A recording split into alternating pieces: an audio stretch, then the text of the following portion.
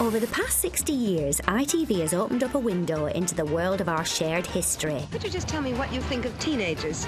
Oh, terrible. In this series, we're celebrating an extraordinary archive of real-life footage from across the country. Nothing so exciting as this has happened since the Vikings came over and pinched all the women and bullocks. Clips that show an ever-changing Britain. What are you doing to protect yourself and your property? Well, this fella here. From the clothes we wear to the style of our hair. I like this, it's good this. Will I be on telly? So prepare to be welcomed as we open a door into a time gone by. Hello. This was Britain as seen on ITV. It might be hard to believe now, but there was life before the internet, when we actually had to leave the house to interact with other people. So tonight, we're looking at the activities that have kept Britain busy over the years. From peaceful pastimes like model trains, to hobbies that are a bit more adventurous.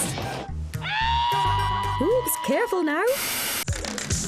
But one thing every generation has loved to do in their spare time is dance. Whether it was carving up the ice, throwing some shapes at the disco, or just turning on the tap. And here's one mad idea that was bounced around a bit in Leicester, as featured on Central News. Is this a new craze? Yes, without a shadow of a doubt. Everywhere we go with this, it's absolutely mobbed. There'll be 400 or 500 people in here tonight, young people, and everyone will say it's the absolute time of their life. They'll be queuing to go on it. This kind of dancing never did catch on. It clearly didn't have the same appeal as jiving along to rock and roll, which was the subject of this ATV news item from 1960. Dig this. These cats belong to the Riverside Youth Centre in Leamington Spa. A few minutes ago, they started a 24-hour rock and roll marathon. They're a cool-looking lot at the moment, but it's my guess that they're going to be dead beat in the morning. But let's get with it. Is this your first marathon? Yes, it is. You enjoying yourself? Yes, terrific. Aren't you using up a bit too much energy? No, I used to be an athlete in my youth. How old are you? 15. Wow, you seem to be in the groove. Do you think you'll stay the pace? Well, I hope so, yeah. I've got too much to lose if I don't. What have you got to lose? Oh, well, I've got a couple of bets on with some lads, and I work in a big factory around there, and if I don't do it, then I've got to go into work on Monday or Tuesday, and I'll go into the shop and I ain't done it, boy, they'll be able to play. Do your parents approve? Yes, they're all for it because it's a nice club. Is he your steady? And so all through the night, the music and the dancing went on. Well, this is it. It's 9 o'clock on Sunday morning and the end of the 24-hour marathon.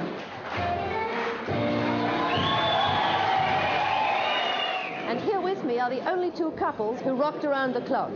Well, how do you feel? Fine. Dead tired. Dead beat. I feel all right, but how do you feel? I feel lousy. Well, see you around. And if I don't see you around, I'll see you square. But for every dancer doing the locomotion, Britain has also had plenty of model train enthusiasts getting steamed up in their own homes. Take this very large model train, restored in a back garden in Lincolnshire in the 1980s. They're interesting to me because they was built in a period of time when things were designed to last a long time. These things were designed to last 100 years. But most were much smaller, like the ones featured in this 1969 episode of the Granada TV series It's Truman. The period I've chosen is from about 1850 up to about 1890. This is the old furnace railway which ran from Carnforth up to Whitehaven. My chief joy, as I say, is in research and building models actually to the original specifications and drawings. Whatever the attractions are, the fact is that the model-making pastime is growing fast. More and more people are containing a world in their sitting rooms. But it wasn't just toy trains keeping men busy in the 1960s. There was another new hobby back then that was really beginning to take off. I started off with free flight models. These are the type that you throw up and run after them. And then I got interested in the radio side of things, and I've never looked back since. By the early 70s, as a nation, we were gripped by aviation fever. No longer content with flying miniature models, some of us actually wanted to take to the skies by whatever means possible. Throughout the years, Britain has fought hard to keep her nose in front in international airspace research. The Concorde programme, in conjunction with the French, has cost millions of pounds, and now that mighty bird has taken to the skies. The jumbo jet, powered by the British Rolls-Royce engine, is now a viable proposition and is selling to the nations of the world. But British air research must go on. Merlin Maddock is a production engineer. He's currently engaged on a tricky piece of aeronautical research. Quite simply, Merlin wants to fly. Well, Merlin, it all looks very impressive indeed, but I've got a feeling that we've seen this sort of contraption before. There's a little man here. What's his job? Well, that's my altimeter. It's far lighter than having a conventional altimeter. The person you can see there is 1.25 inches high, and at 500 feet, that will coincide with a 6-foot person on the ground, so I'll know what height I'm flying at. Merlin was strapped in and ready to take off into the Staffordshire skies. The burning question on everybody's lips was, would he actually get airborne? And the answer, hardly surprisingly, was no. Maybe he should have spent a bit more time studying our feathered friends.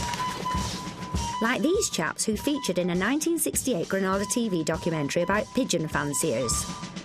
On Tuesday evenings in summer, a group of people as enthusiastic as any you'll meet gather together behind the Midland Hotel in Gorton, which is just across the road from Manchester's Bellevue.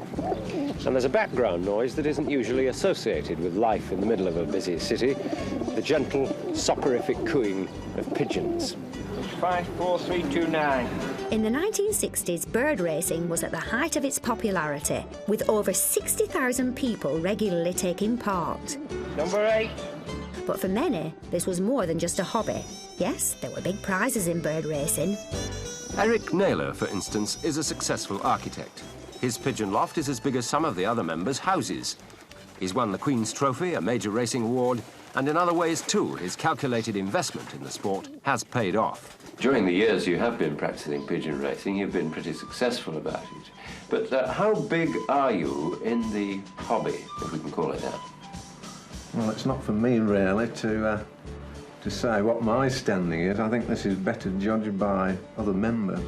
Or by the small mountain of trophies Eric had on display on the coffee table. We know what you're doing. Just a few years later, being an expert at a traditional working-class pastime was enough to get you a spot on this show. Yorkshire TV's Indoor League. The man in charge was former cricket legend Fred Truman. Now then, just slipped out for a minute from the biggest bonanza of sporting skill I've ever clapped eyes on. Down here at the Queen's Hotel in Leeds, we've got 60-odd of the best players I've ever seen in my life. None of your Charltons and your Geoffrey Boycotts, mind you. This bunch of lads are kings at those sports you get up and down the land in every pub. There's one fellow who's shown up from Scunthorpe in a 10-gallon Stetson hat, and he's floating coins around in the best game of shove halfpenny I've ever happened across. Alan Brown is really rubbing it in now. He's just played a very fine shot. As well as shove halfpenny, the show featured other pub games, like Skittles. Here he goes. That's a better one, that's a flopper. Oh, I do love a flopper. That is a flopper, all 9 down. And it wasn't just men who proved a dab hand. There was her indoors, too. So Mrs. Vera Pomerejek is in play. Oh, she's got into a fall. Mrs. King, 20, bang. 40, bang. 60, 60. Bang, bang, bang. You can't get much steadier, and any man would be proud to have her as a partner or a wife. Well said, sir. Next week, look out for shove halfpenny and choke your cues for the finals of our bar billiards. I'll see them. But you don't have to wait till next week to see even more marvellous ITV archive. After the break, we'll find out how people made friends on the other side of the world, long before the days of social media. Fred, is it possible to estimate how many friends you have made in the last few years? Well, literally thousands. And we'll meet the man who brought his love of Native American history into a back garden in Eastbourne. And how.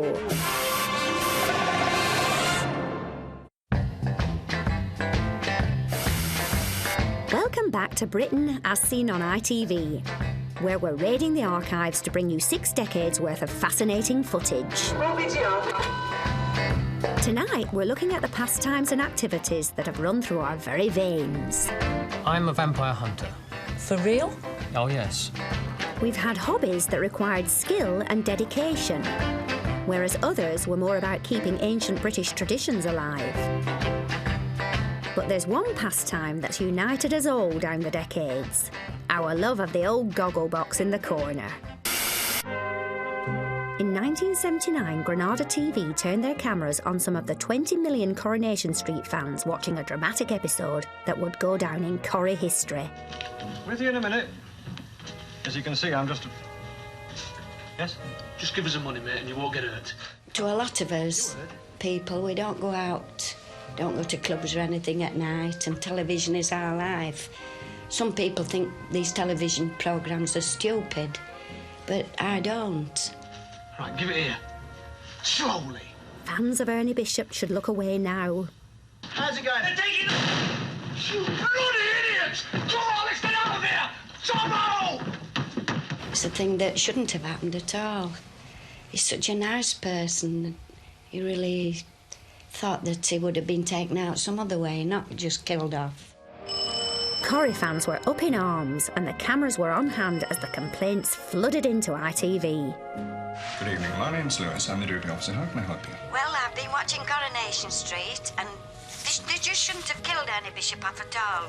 This is a family programme, and there shouldn't be violence. That kind of business is for the cops and robbers programmes. But it wasn't just soap fans taking their viewing very seriously in 1979.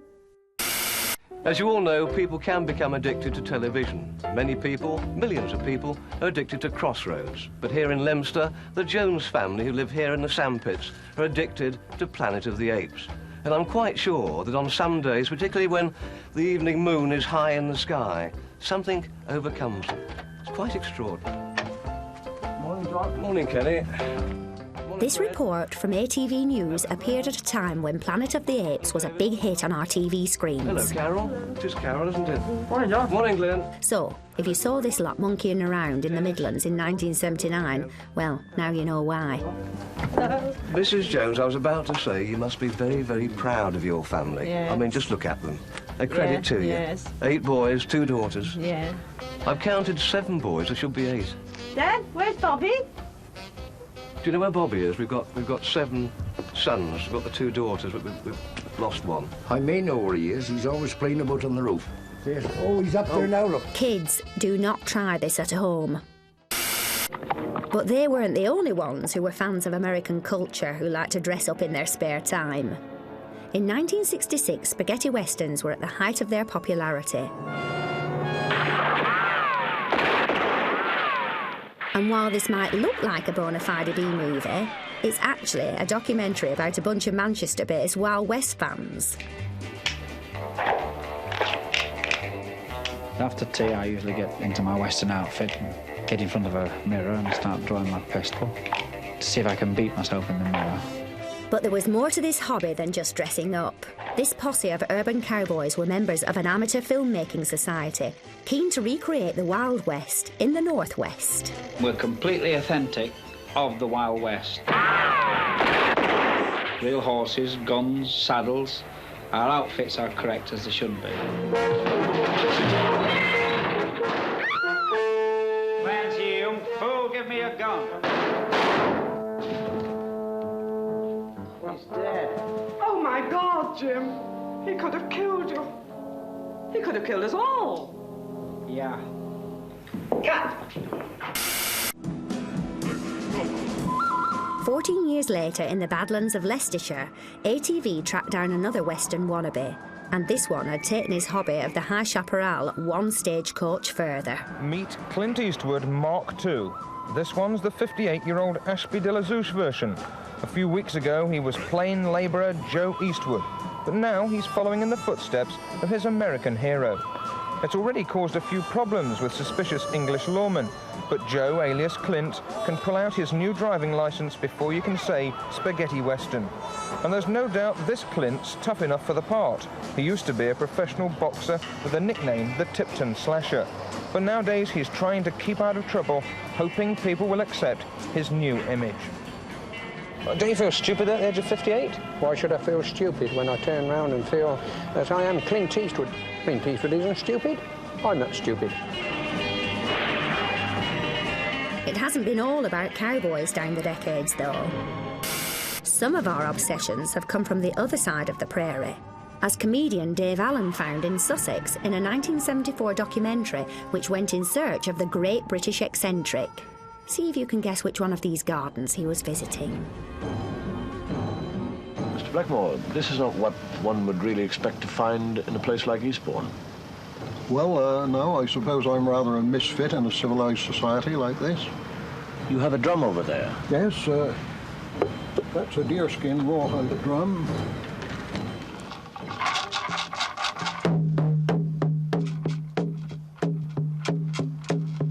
They have songs?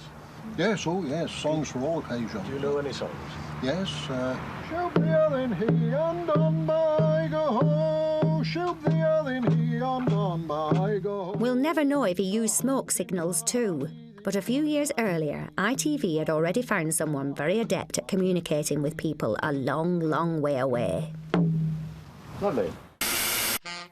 This is an ordinary enough road on the outskirts of Birmingham, and this is an ordinary enough house, but the man who lives inside it isn't quite so ordinary. He's got thousands of friends all over the world, and he's in contact with most of them daily. Come round to the back of the house with me and I'll show you how it's done. Long before the days of social media, if you wanted to make friends in faraway countries, you needed something like this in your back garden. This belongs to an enthusiastic, to put it mildly, amateur radio ham, Mr. Fred Dodson. At the moment, he's lining up on America. Fred, is it possible to estimate how many friends you have made in the last few years? Well, literally thousands. I have 5 of these fairly large books, which are filled up there, books which we have to keep by GPO standards. And it just runs into literally thousands, and of course most of them are people I talk to in America. This is a very elaborate setup you have here. Did you build it yourself? Some of it. The majority is purchased material, but it's, since 1959 I've gradually added pieces to the collection, as you might call it. By the 1990s, there'd been a steady decline in the number of ham radio enthusiasts. But there was still one young man in Maidstone with a passion for aerials and transmitters. His unusual hobby even made it onto the Meridian Nightly News. David Neal is fascinated by tall structures, but not any old structure. It's got to be a radio, TV or telephone mast. The first transmitter I ever photographed was at Holmoss in Yorkshire. This was while we was on holiday, and from there on it sort of like escalated. So here we are, David, a real favourite of yours, Dunkirk Tower. Marks out of 10? Well, I'll give this 9 out of 10. It's a very, very big tower. It belongs to the Ministry of Defence. To me, it's a heap of scrap with some soup plates on the side. The actual things that you call soup plates are actually microwave relay dishes. But this master fan didn't just visit the transmitters. He'd sketch them and take pictures to add to his collection of 2,500 photos that he'd kept in his bedroom. I think I am unique. I'm probably the only radio and television tail spotter in Britain or probably in the world. If there is anybody out there who does have the same hobby as me, I'd really like them to get in contact. If only I had his number. And speaking of numbers, as this report from ATV News shows, it was the introduction of the new Betting and Gaming Act in the 60s that first led to men and women everywhere going balmy for bingo. How often do you play bingo? Well, I come here 5 nights a week, each night that it's on. Play every session when it's open, Mondays, Wednesdays and Thursdays, Saturdays and Sundays. I've missed one since it started. How many times a week is that? 5 times a week. Within 2 years of the game's introduction, over 14 million people were putting their eyes down for a full house every single week. This first Tuesday documentary proved that the allure of the bowls was still going strong in the 80s. By the middle of the decade, there were over 1,600 bingo halls across Britain. A regular trip to hear the words clickety-click remained an important part in many people's lives, including here in Ellesmere Port. Some time ago, we had an instance where a lady member whose husband had died arranged for a funeral before 12 noon so she could get to the bingo in the afternoon. 4 and 8, 48. 1, 2, 12. When you go to the bingo, just for the couple of hours you're out, you seem to escape the reality, actually, of what's going on around you. 1717. Claim on 17. I've had quite a few wins. Been very nice. I mean, I like to win, but mostly it's for a laugh and company, you know, and it cheers you. No more claims, those to win a share, £6. Full house, next number. Next time on Britain as Seen on ITV, it's Ladies' Night. We'll meet the beauty queen from Wetherby who wanted to see the world. Now, your ambition is to travel to America. Any particular part of America you want to visit? I'd love to go to Disneyland. We'll see the 1981 series that encouraged sisters to do it for themselves. One of the first tricks of the trade is to get the right tools around you. Maybe that your husband has a big toolbox with all the new elaborate tools and you don't get to use them. And we'll head back to the 60s to see which fashions were hot and which were not. What do you think of the new hot pants? Well, I think they look very nice on you, but I can't see me wearing them somehow.